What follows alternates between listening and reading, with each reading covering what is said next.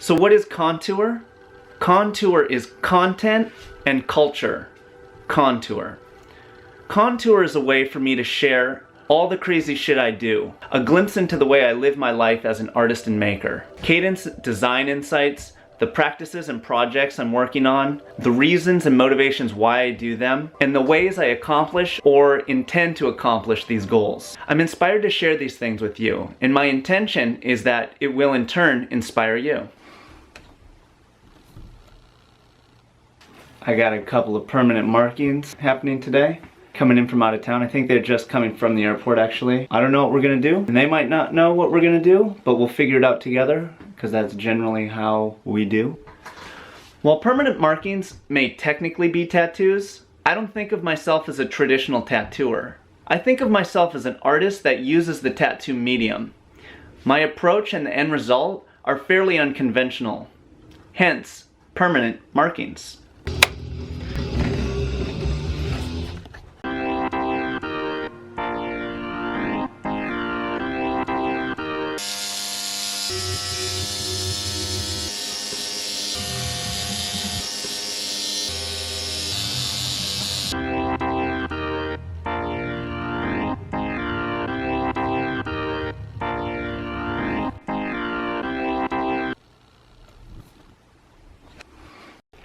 So I'm gonna trim some of these buds up here, and I found the tag for this. It's Banana OG, and it's an indica. So now I'm gonna pull these down,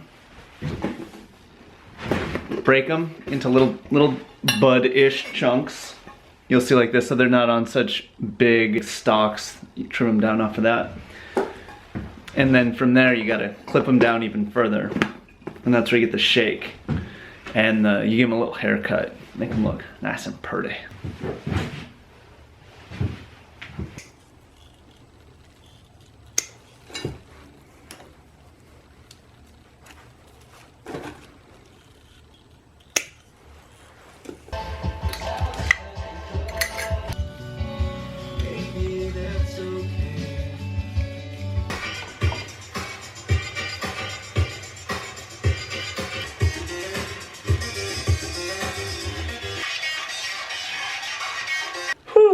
That was a lot of trimming. So this is,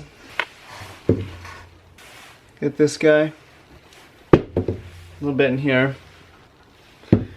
This is all the shake. So this is stuff, they'll use this to like bake with.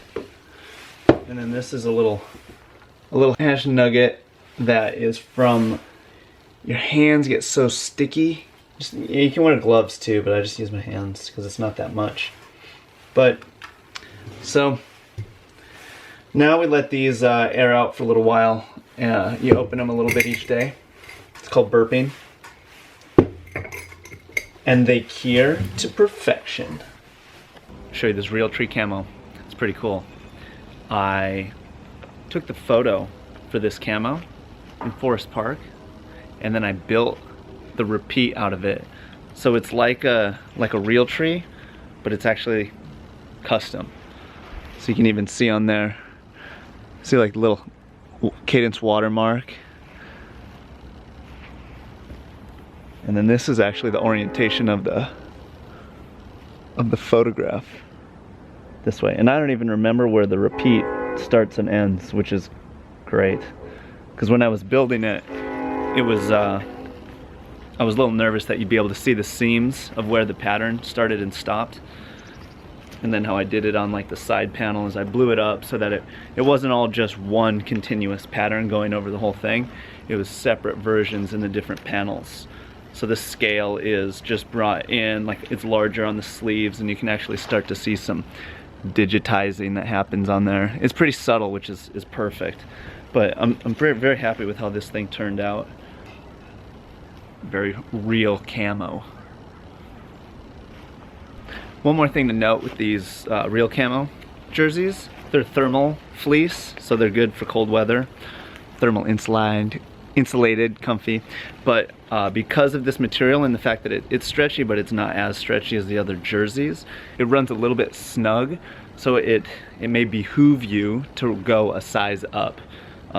Whatever size you normally are, just kind of going a size up, especially if you're layering with a base layer or something underneath. It can be fairly beneficial.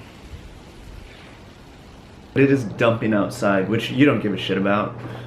I guess I do because I have to live in it, but by the time you see this, it might not even be raining. Maybe it still will be.